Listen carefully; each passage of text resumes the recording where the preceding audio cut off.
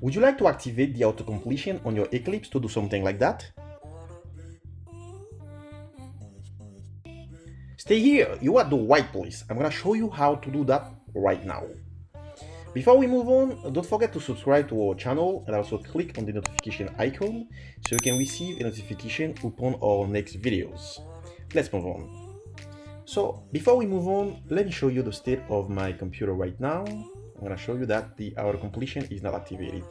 So I'm gonna create a new class that I'm gonna call auto completion. All right, so I'm gonna call the package auto completion. All right, okay, this is a very good name. Auto completion, that's fine. All right, great. I'm gonna show you that there is nothing activated. For example, I'm typing main, it doesn't show me anything. All right, I'm typing string, nothing shows up. All right, the auto completion is not activated yet. So let me tell you that it is a very straightforward process. Follow me, I'm gonna show you how to do that right now. Great. Click on Eclipse, click on Preferences. Now, probably you're gonna find your computer like that, all right? So, because we would like to activate the auto completion for Java, click on Java. But click on the arrow to the left side of Java. Do the same thing for Editor.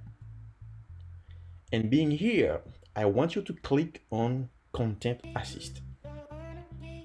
Being here, the most important thing for us is the auto activation section, this part, all right? The auto activation section.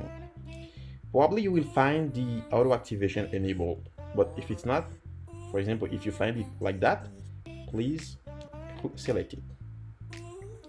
The first thing that we find in this section is auto activation delay. In fact, this is kind of the amount of time in milliseconds you would like the compiler to take before starting proposing you auto completion. Most of the time, I leave it at 0.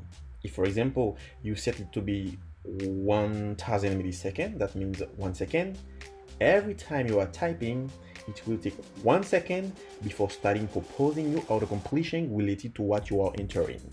All right, in my case, I'm gonna leave it to be 0. The second part is auto activation triggers for Java. What is this? In fact, this is like a list of characters.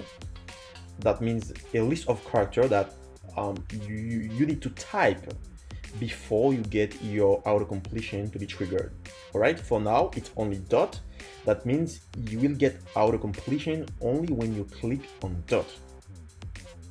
In our case, we want the auto completion to be triggered whatever the character from A to Z that we type. For this reason, we're gonna type from A to Z here. We're not gonna remove the dot, leave the dot, and we're gonna type from A to Z.